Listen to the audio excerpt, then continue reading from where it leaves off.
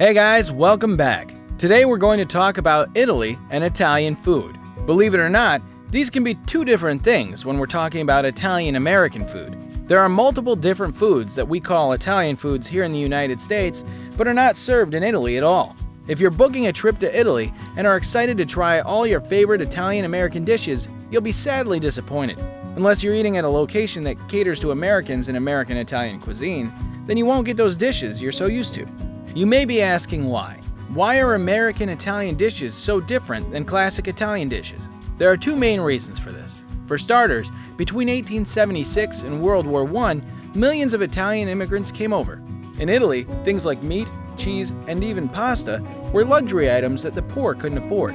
When they came over to the United States, they realized things were more affordable. They were now able to afford the foods they couldn't, and this is why they would make huge meatballs and then put them on spaghetti, because it made them feel wealthier. They could enjoy not just meat or not just pasta, but both together at the same time. Another huge factor is how diverse the Italians were when they migrated to the United States.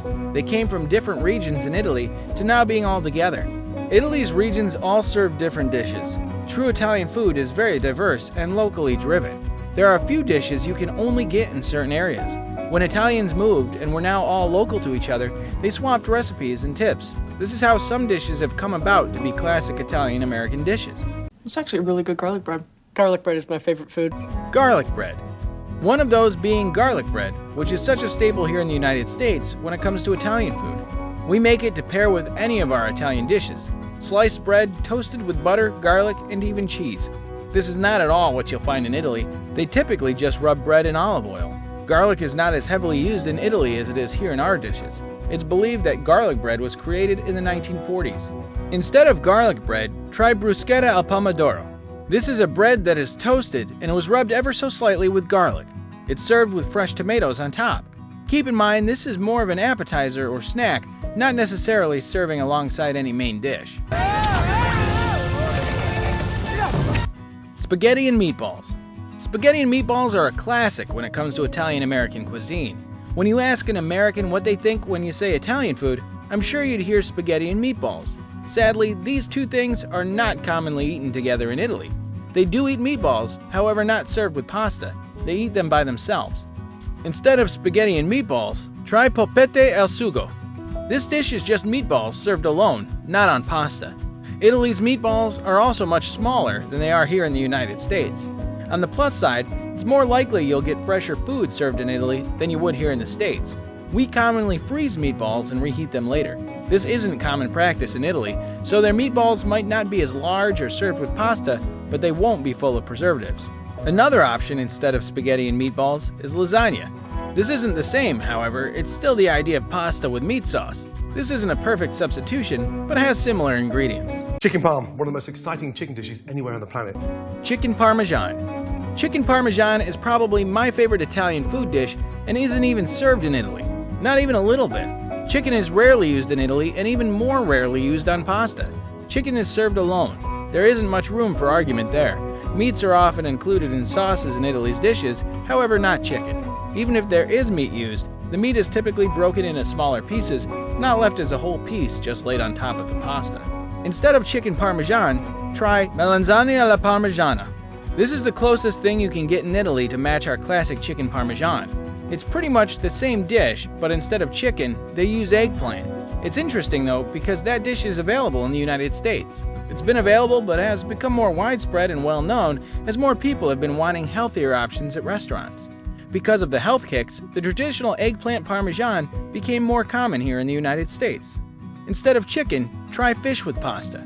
Though chicken is a no-no, fish is acceptable. In places like Sicily, they often use local catches from the day in their pasta dishes. You can find some of the best seafood pasta there. Another option is scallopine al limone.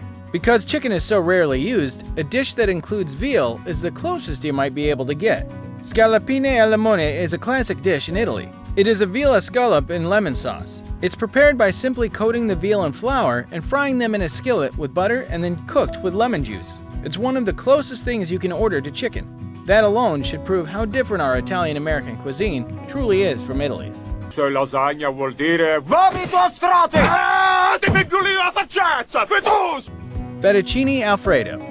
Fettuccine Alfredo is such an Italian-American classic, right along with spaghetti and meatballs. But again, it's not served in Italy.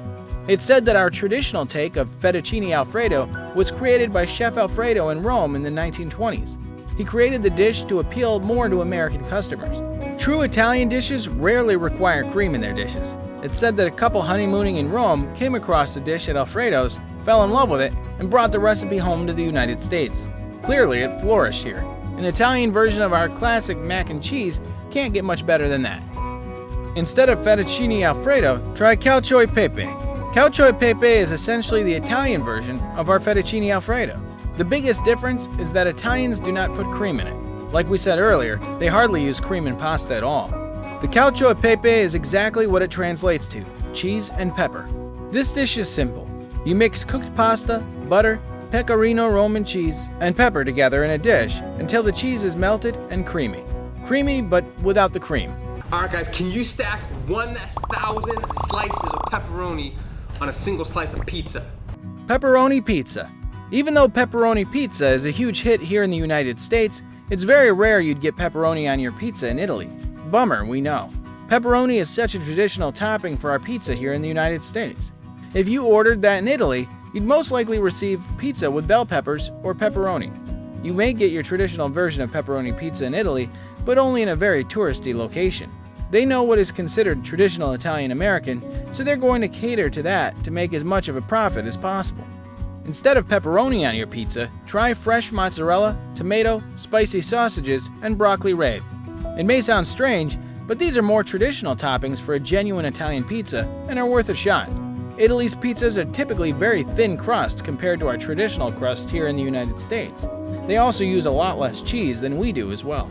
You've got to try this cheesecake. Oh, I'm not that much of a sweet tooth. Cheesecake. Cheesecake has become a traditional Italian dessert in the United States. However, you could not find it in Italy, like at all. Instead of cheesecake, try cassata fettuccine. Cassata fettuccine is a liquor-soaked sponge cake that is layered with sweetened ricotta cheese and then covered in almond paste that is green in color.